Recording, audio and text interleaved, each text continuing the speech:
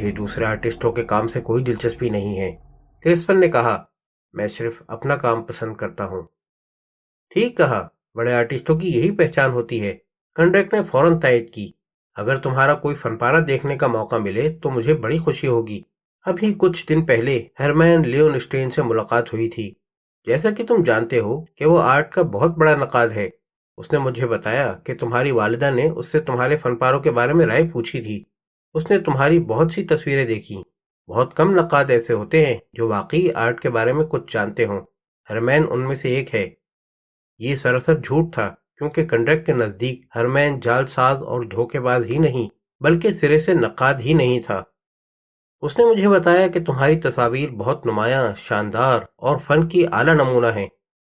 ایک اور جھوٹ، کیونکہ ہرمین نے کہا تھا کہ کرسپن کا کام نہ صرف غیر صحت مندانہ بلکہ کاروباری اعتبار سے قطعی بیکار ہے۔ اس نے مجھے بتایا، کنڈرک کی تعریف جاری تھی، کہ تمہارے کام میں بھرپور توانائی، بہترین تصورات اور رنگوں کا ایسا بہاؤ موجود ہے جو بہت کم نظر آتا ہے، اور جب کوئی بڑا نقاد کسی آرٹسٹ کے بارے میں اتنی اونچی رائے ظاہر کرے تو میں اس کی محنت کو عوام تک پہنچانے کے لیے بے چین ہو جاتا ہوں۔ میری آرٹ گیلری پیسیفک کے ساحل پر بڑی مصروف اور مستند گیلری ہے۔ کیا تم مجھے اپنی تصویروں کی نمائش کرنے کا موقع دے سکتے ہو؟ یہ میرے لیے بڑی مسرت کی بات ہوگی۔ پلیز انکار مت کرنا۔ اگر یہ تعریف اس مچھلی کے لیے چارہ نہ بن سکے تو مجھ پر لعنت ہے، کنڈرک سوچ رہا تھا۔ میرا کام بہت مخصوص نوعیت کا ہے، کرسپن نے جواب دیا۔ وہ دل ہی دل میں خوش ہو رہا تھا۔ بے شک اس کی ماں نے ہرمین کو اس کی چند تصویریں دکھائی تھیں، مگر یہ پہلا موقع تھا کہ کسی نے اس کی محنت کی ایسے شاندار الفاظ میں پذیرائی کی تھی۔ اسے شدت سے خواہش ہوئی کہ دنیا اسے ایک عظیم آرٹسٹ کی حیثیت سے پہچانے۔ اس کے پاس اپنی خفیہ خوفناک تصویروں کے علاوہ کچھ دوسری تصاویر بھی تھیں، اور بلا شبہ اس کا فن بہت خاص تھا۔ اسے ہچکچاتے دیکھ کر کنڈرک نے کچھ اور مکھن لگایا۔ شاید تمہیں خود اپنی قیمت کا اندازہ نہیں، وہ بولا۔ ہرمین جیسا نقاد کبھی غلطی نہیں کر سکتا۔ مجھے ایک موقع ضرور دو۔ ذرا سوچو کہ تم جیسا مصور اگر اپنے فن پاروں کی نمائش سے ہچکچاتا رہا تو یہ دنیا کا کتنا بڑا نقصان ہوگا۔ میرا خیال ہے کہ دنیا ابھی میرے فن کا استقبال کرنے کے لیے تیار نہیں۔ کرسپن اب بھی جھجک رہا تھا۔ وہ بہت ایڈوانس اور ترقی یافتہ ہے۔ کچھ عرصے بعد شاید اس مسئلے پر غور کر سکوں۔ میں تمہارے احساسات کو سمجھ رہا ہوں، لیکن تمہارا فن کس معیار کا ہے یہ فیصلہ کرنا مجھ پر چھوڑ دو۔ چلو نمائش نہ صحیح، مجھے صرف ایک تصویر دے دو تاکہ میں اسے اپنی دکان کی شو ونڈو میں رکھ سکوں۔ کنڈرک سمجھ رہا تھا کہ مچھلی کانٹا نکل گئی ہے۔ میں وعدہ کرتا ہوں کہ پوری ایمانداری سے کام لوں گا۔ تصویر کے بارے میں عوام و خواص کا جو بھی رد عمل ہوا اسے بلا کم و کاست بتا دوں گا۔ پھر تم خود ہی دیکھ لو گے کہ دنیا کس طرح ایک بڑے آرٹسٹ کو ہاتھوں ہاتھ لیتی ہے۔ کرسپن کا اپنا خیال تھا کہ اس کا فن بہت نمایاں ہے، لیکن اسے یقین نہیں تھا کہ پیراڈائز سٹی کے احمق دولت مند اس کے کام کی حقیقی قدر کر سکیں گے۔ پھر بھی آزمانے میں کیا نقصان تھا؟ اس نے فیصلہ کر لیا۔ اچھی بات ہے، وہ بولا۔ کسی آدمی کو میری ولا بھیجنا، میں اسے اپنی ایک تصویر دے دوں گا۔ تم اسے اپنی نمائشی کھڑکی میں رکھنا، لیکن یہ سمجھ لو کہ تصویر پر میرا نام نہیں لکھا ہوگا۔ کسی کو یہ معلوم نہیں ہونا چاہیے کہ وہ تصویر میں نے بنائی ہے۔ میں آرٹ کے قدردانوں کا بے لاگ رد عمل جاننا چاہتا ہوں۔ اگر کسی نے کوئی دلچسپی نہیں لی تب میری تصویر واپس کر دینا، اور اگر بات برعکس ہوئی تو پھر میں تمہیں اپنی تصاویر کی نمائش کرنے کی اجازت دے دوں گا۔ بہت بہتر، مطمئن رہو، ایسا ہی ہوگا۔ یاد رکھنا، کسی کو یہ معلوم نہ ہو کہ اس تصویر کا خالق کون ہے، سمجھ گئے؟ کرسپن نے پھر کہا، اور اس کے لہجے میں کوئی ایسی بات تھی کہ کنڈرک کے جسم میں پھریری سی دوڑ گئی۔ ہاں ہاں، میں سمجھ گیا، اس نے جواب دیا۔ تم مجھ پر پوری طرح اعتماد کر سکتے ہو۔ جو نے کرسپن کو مختلف خریدے گئے رنگوں کا پارسل بنا کر دے دیا۔ کرسپن اسے اٹھا کر آگے بڑھا۔ دکان میں بہت سی چیزیں برائے فروخت رکھی تھیں۔ وہ ایک چھوٹے سے شوکیس کے سامنے رک گیا اور اس چیز کو غور سے دیکھا جو شوکیس کے اندر سفید مخمل پر رکھی تھی۔ اسے کچھ اندازہ نہیں تھا کہ اس چیز نے اسے کیوں اپنی طرف متوجہ کر لیا۔ یہ چیز چاندی سے بنائی گئی تھی، جس پر بڑی نفاست سے کندہ کاری کی گئی تھی، اور اسے ہیرے اور زمرد کے چھوٹے چھوٹے رنگوں سے آراستہ کیا گیا تھا۔ اس کی شکل کسی خنجر کی طرح تھی، جس کی لمبائی 4 انچ سے کچھ زیادہ تھی۔ یہ کیا ہے؟ اس نے کنڈرک سے پوچھا۔ ایک نایاب لاکٹ، کنڈرک نے جواب دیا۔ ٹھہرو، میں نکال کر دکھاتا ہوں۔ اس نے شوکیس کا کور اٹھا کر لاکٹ نکال لیا اور کرسپن کے ہاتھ میں دے دیا۔ جو اسے بڑی دلچسپی سے دیکھنے لگا۔ یہ ہو بہو اس لاکٹ کی نقل ہے جو کسی زمانے میں سلیمان اعظم پہنا کرتا تھا، کنڈک نے بتایا۔ اسے ہر وقت اپنی جان کا خطرہ رہتا تھا۔ یہ اس کی حفاظت کا پوشیدہ ذریعہ تھا، اور بلا شک و شبہ کہا جا سکتا ہے کہ جھٹکے سے برآمد ہونے والے پھل کے چاقو میں پہلی ایجاد ہے۔ جھٹکے سے برآمد ہونے والا پھل؟ کرسپن نے پوچھا۔ جی ہاں، اصل لاکٹ سن 1540 میں سلیمان پہنا کرتا تھا۔ مشہور ہے کہ اس خنجر نے ایک حملہ آور سے اس کی جان بچائی تھی۔ کنڈک نے جو کو بلا کر لاکٹ اس کی گردن میں ڈال دیا، پھر قبضے کے اوپر لگے ہوئے ایک ہیرے کو دبایا۔ چاندی کی نیام سے ایک پتلا اور باریک پھل اچھل کر باہر نکلا۔ یہ پھل اس طرح سے زیادہ تیز اور سخت ہے، ایک قطعی نایاب چیز، اس نے کہا۔ کرسپن نے 4 انچ لمبے چمکدار پھل کو دلچسپی سے دیکھا۔ اسے ایسا لگا جیسے اس کے جنسی جذبات ابھرنے لگے ہوں۔ یہ ایک ایسی چیز تھی جسے وہ ہر صورت میں حاصل کرنے کا خواہش مند ہو گیا۔ تم اس کی کیا قیمت مانگ رہے ہو؟ اس نے پوچھا۔ یہ ایک نایاب چیز ہے، کسی میوزیم میں رکھے جانے کے لائق۔ تم اس کی قیمت بتاؤ۔ اس کی قیمت $50,000 ہے۔ دنیا میں اس جیسا کوئی دوسرا لاکٹ نہیں، مگر تمہارے لیے یہ 40,000 کا ہو جائے گا۔ مجھے منظور ہے، کرسپن نے فوراً کہا۔ کنڈرک نے نیام کی نوک پر لگا ہوا ایک زمرد دبایا اور پھل اندر چلا گیا۔ اس نے اسے جو کے گلے سے اتار کر کرسپن کو دے دیا، جس نے چاندی کی زنجیر پکڑ کر اسے اپنے گلے میں ڈال لیا اور پھر ایک قد اعظم آئینے کے سامنے کھڑے ہو کر اپنا جائزہ لینے لگا۔ کنڈرک اسے دیکھ رہا تھا اور سوچ رہا تھا۔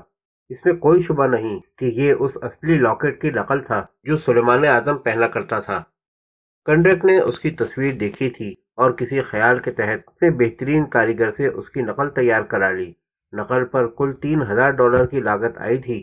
جو ہیرے اور زمرد اس پر جڑے تھے وہ نقلی تھے مگر اصلی کی طرح معلوم ہوتے تھے۔ کرسپن نے ہیرا دبایا، پھل باہر آ گیا، پھر اس نے زمرد دبایا اور پھل اندر چلا گیا۔ اس نے پلٹ کر کنڈرک کی طرف دیکھا۔ اس کے چہرے اور آنکھوں میں کوئی ایسا تاثر تھا جس نے کنڈرک کو مضطرب کر دیا۔ اس کی قیمت میرے حساب میں لکھ لو، اس نے کہا اور دکان سے باہر نکل گیا۔ لاکٹ اس کی گردن میں ادھر ادھر جھول رہا تھا۔ لوئس، جو اب تک خاموشی سے سب کچھ دیکھ رہا تھا، آگے بڑھا۔ تم نے تو کمال کر دیا، وہ بولا۔ بڑے ہوشیار سیلز مین ہو۔ اس آدمی میں کوئی عجیب سی… کنڈرک کہتے کہتے رک گیا۔ چند منٹ میں اس نے $37,000 کا منافع کما لیا تھا۔ پھر وہ کرسپن کریگ کے بارے میں سوچ کر پریشان کیوں ہو؟ دیکھ لو لوئس، اس نے کہا۔ آج سحپہر کرسپن کے گھر جا کر اس کی ایک تصویر لے آؤ، ہم اس کی نمائش کریں گے۔ اگرچہ میں ہرمین کی رائے کو کوئی اہمیت نہیں دیتا، مگر ہمیں یاد رکھنا چاہیے کہ اس کے خیال میں کرسپن کے کام کی کوئی کاروباری اہمیت نہیں ہے۔ پھر بھی وہ ہمارا گاہک تو بن ہی گیا ہے۔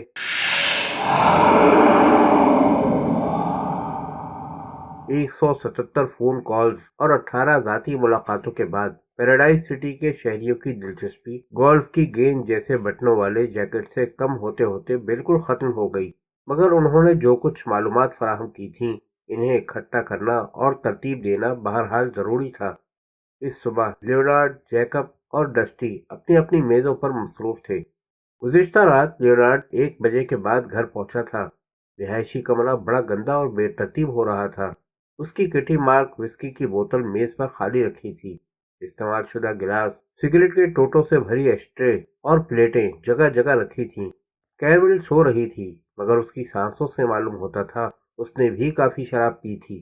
ٹی وی کے واقعے سے دل گرفتہ تھی۔ لیونارڈ لباس تبدیل کر کے بستر پر لیٹ گیا اور آخرکار سو بھی گیا۔ صبح جب وہ اٹھا اور آفس جانے کی تیاری کرنے لگا، کیرول تب بھی سو رہی تھی۔ نیند پوری نہیں ہوئی تھی، تھکن بھی طاری تھی، مگر وہ کسی نہ کسی طرح 7:30 بجے تک دفتر آ گیا۔ جیکب اور ڈسٹی بھی آ گئے اور وہ سب مل کر رپورٹوں کو ترتیب دینے لگے۔ 10 بجے تک تمام رپورٹیں دیکھی جا چکی تھیں، مگر ان سے ملنے والی معلومات صفر تھی۔ انہیں برانڈن کا، ہیری بنٹلے کا اور سام مکری کا حلیہ ضرور مل گیا تھا۔ ان سب کو وہ جیکٹ پہنے دیکھا گیا تھا، مگر چوتھا جیکٹ جسے سائرس کریگ نے خریدا تھا اس کے بارے میں کوئی اطلاع نہیں تھی، جبکہ اس کی معلومات کی بہت ضرورت تھی۔ کوئی ایک بات بھی نہیں، لیونارڈ نے کہا۔ کیا تم دونوں کو کچھ معلوم ہوا؟ دونوں نے نفی میں سر ہلایا۔ اوکے، डस्टी, तुम जाकर इन 2 कपड़े जमा करने वालों से बात करो। हो सकता है उनमें से कोई झूठ बोल रहा हो। डस्टी ने सर हिलाया और कमरे से चला गया। लियोनार्ड को एक और ख्याल परेशान कर रहा था, जिसका पुलिस के काम से कोई ताल्लुक नहीं था। अगले महीने कैरोल का यौम पैदाइश था और इसे उसकी तारीख याद नहीं आ रही थी। ये बात कई दिनों से उसके जहन में चुभ रही थी। वो कैरविल के लिए एक तोहफा खरीदना चाहता था और बिल्कुल ठीक वक्त पर देना चाहता था। वो जानता था कि अगर उसे तारीख याद नहीं आई तो कई दिन तक कैरविल से झगड़ा चलता रहेगा। तारीख याद आने के अलावा तोहफे का अच्छा होना भी जरूरी था। उसे कुछ मुबहम सा याद था कि गुज़िश्ता साल वो कैरविल को एक गिरा खर्च रेस्टोरेंट में ले गया था। मुमकिन है वहां का हेड वेटर उसे सही तारीख बता सके, लेकिन फिर उसे एहसास हुआ कि वो इस रेस्टोरेंट का नाम भी भूल गया है। उसने कुछ झिझलाकर अपनी मेज पर घूंसा मारा। क्या तुम्हें कोई बात परेशान कर रही है? जैकब ने पूछा। वो ऐसी अलामतों को अच्छी तरह पहचानता था। हाँ, मैं कैरविल की तारीख पैदाइश याद करने की कोशिश कर रहा हूँ, लियोनार्ड ने जवाब दिया। वो तारीख परसों है, जैकब ने बगैर किसी हिचकिचाहट के बताया। लियोनार्ड ने चौंक कर उसे घूरा। मजाक कर रहे हो? वो तो अगले महीने है। नहीं, परसों, यानी 10 तारीख। मैं तारीख पैदाइश की एक नोट रखता हूँ। क्या रखते हो? हम यहूदी लोग बड़े जज्बाती होते हैं, जैकब ने मुस्कुराते हुए कहा। मुझे पता है हमें कंजूस समझा जाता है, मगर मेरे वालिद भी बर्थडे की नोटबुक रखा करते थे। हम अपने दोस्तों अजीजों को मुबारकबाद के कार्ड या कोई तोहफा भेजना पसंद करते हैं। कैरविल भी दोस्त है। मैंने तो उसको तोहफे में देने के लिए परफ्यूम की शीशी खरीद भी ली है, जो परसों उसको मिल जाएगी। तुम्हारा मतलब है उसका यौम पैदाइश वाकई परसों है? लियोनार्ड ने गहरी सांस ली। बिल्कुल है। ओह मेरे खुदा, मैं तो कसम खाकर कह सकता था कि अगले महीने में है। तो तुम परफ्यूम तोहफे में दे रहे हो, मगर मैं इसे क्या दूं?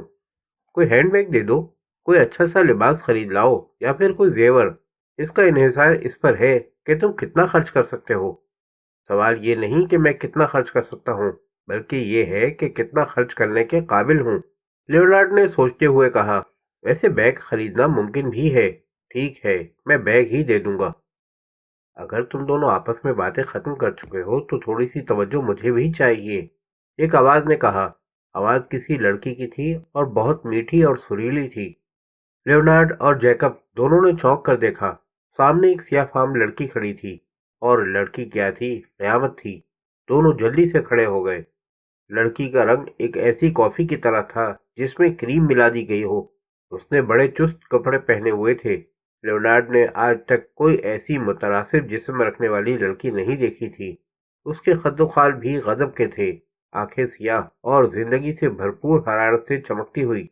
खूबसूरत होठ जो बहुत से अनकहे वादे करते महसूस हो रहे थे।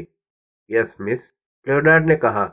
उसे ऐसा लग रहा था कि उसके जज्बात में ऐसा हिजान पैदा हो गया है जैसा कि एक शादीशुदा आदमी होते हुए नहीं होना चाहिए।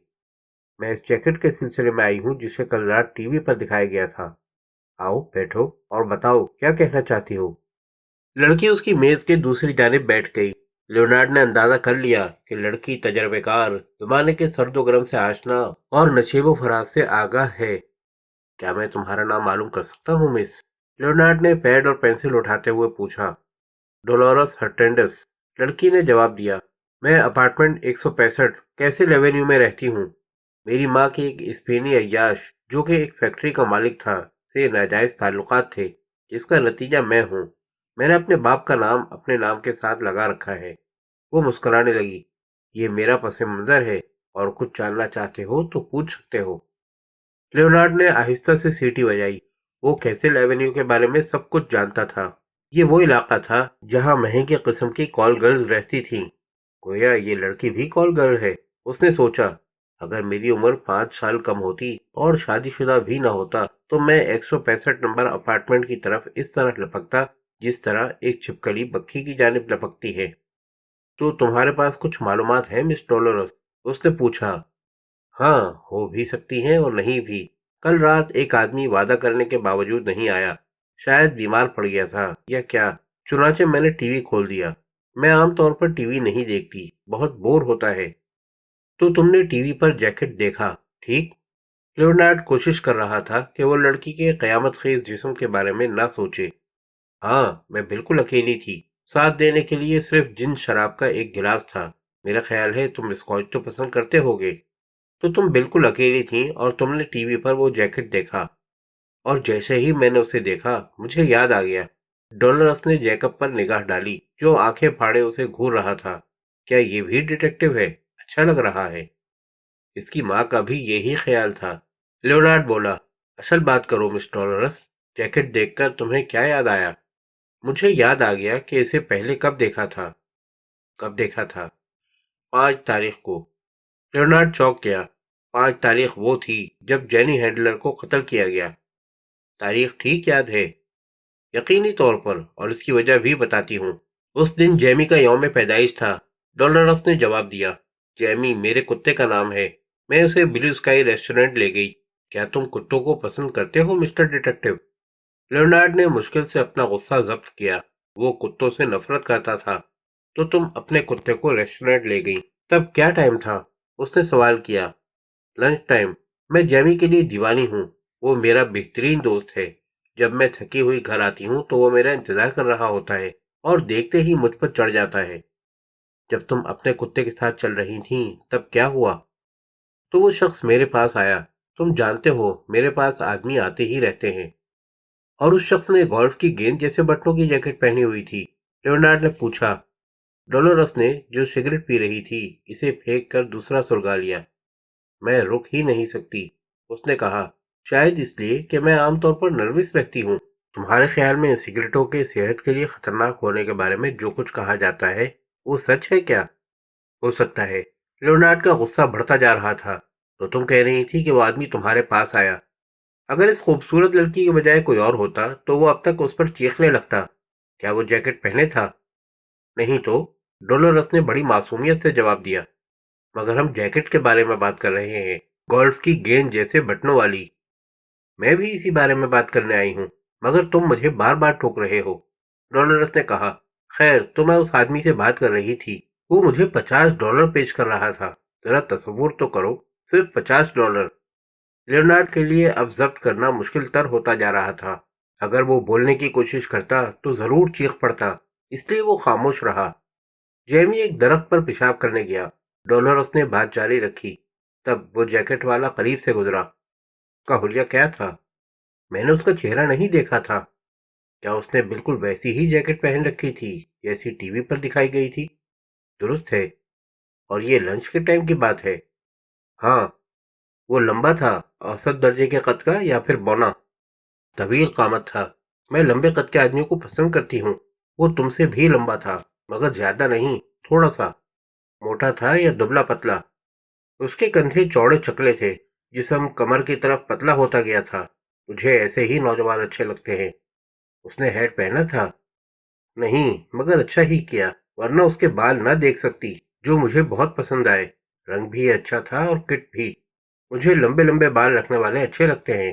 بالوں کا رنگ گندمی تھا۔ اس سے متعلق کوئی اور چیز نوٹ کی؟ پتلون ہلکے نیلے رنگ کی تھی، جو اس کی شارک اسکن جیکٹ کے ساتھ اچھی لگ رہی تھی۔ پیروں میں گوسی جوتے تھے۔ جوتے میں نے اس لیے نوٹ کر لیے کہ مجھے گوسی جوتے پسند ہیں۔ لیونارڈ نے بڑی گہری سانس لی۔ وہ سوچ رہا تھا، کسی بھی ڈیٹیکٹیو پر بڑا ظلم ہے کہ اسے ڈولورس جیسی لڑکی سے سوال و جواب کرنے پڑیں۔ اس کی چال کیسی تھی؟ کیا وہ لنگڑا کر چل رہا تھا؟ اس نے پوچھا۔ نہیں ڈولورس، یہ بہت اہم بات ہے، توجہ سے سنو۔ یہ پہلا سراغ ہے جو ہمیں جینی اور بونی کے قاتل کے بارے میں ملا ہے۔ تم نے ان کے بارے میں خبر تو پڑھی ہوگی۔ میں اسی لیے یہاں آئی ہوں۔ میں ہیملٹن شو ضرور دیکھتی ہوں۔ میرا مطلب ہے جب میں مصروف نہ ہوں تب۔ ہم اس آدمی کے بارے میں زیادہ سے زیادہ معلومات چاہتے ہیں، لیونارڈ نے کہا۔ تم کچھ اور بتا سکتی ہو؟ ڈولورس نے دوسرا سگریٹ بجھا کر تیسرا سلگایا اور کچھ سوچنے لگی۔ اس کے ہاتھ، وہ بولی، میرے نزدیک بڑی اہمیت رکھتے ہیں مسٹر ڈیٹیکٹیو۔ تم تو جانتے ہی ہوگے، جو لوگ میرے پاس آتے ہیں ان کے ہاتھ، میرا مطلب سمجھ رہے ہو نا؟ تو میں نے اس کے ہاتھ دیکھے، وہ بڑے خوبصورت تھے، لمبی لمبی انگلیاں، بالکل مصوروں اور آرٹسٹوں کی طرح۔ ایک سرجن کے ہاتھ بھی ایسے ہی ہوتے ہیں، مگر اس کے ہاتھ کسی مصور کی طرح تھے۔ لیونارڈ نے مزید کوریدا، مگر وہ اس سے زیادہ مزید کچھ معلوم نہیں کر سکا۔ تم نے ہماری بڑی مدد کی ڈولورس، اس نے کہا۔ اگر تم اس آدمی کو دوبارہ پوسٹ کی جانب سے دیکھو تو پہچان لو گی۔ بالکل پہچان لوں گی۔ شکریہ ڈولرس، ایک بات کا خیال رکھنا، جو کچھ ہمیں بتایا ہے اس کا ذکر کسی اور سے مت کرنا، وہ بہت خطرناک آدمی ہے۔ اگر یہ بات عام ہو گئی کہ تم اسے شناخت کر سکتی ہو تو وہ... تمہارا مطلب ہے کہ وہ مجھے بھی اس لڑکی کی طرح قتل کر دے گا؟ ہاں، کر سکتا ہے۔ تو اسے جلد سے جلد پکڑ لو۔ جب تک وہ پکڑا نہ جائے میں خود کو محفوظ نہیں سمجھوں گی۔ بس اپنا منہ بند رکھنا۔ تمہارے خیال میں مجھے کسی باڈی گارڈ کی ضرورت تو نہیں ہے؟ اگر میرے چیف نے اس کی ضرورت محسوس کی تو ہم ضرور ایک باڈی گارڈ مقرر کر دیں گے۔ ڈولورس چلی گئی تو جیکب نے ایک گہری اور ٹھنڈی سانس بھری۔ اس نے اپنا پتہ کیا بتایا تھا؟ اس کا معاوضہ کم سے کم $200 ہوگا۔ لیونارڈ نے جواب دیا، کیا ایک تھرڈ گریڈ ڈیٹیکٹو کی جیب میں $200 ہو سکتے ہیں کہ وہ ایک کال گرل پر خرچ کر سکے؟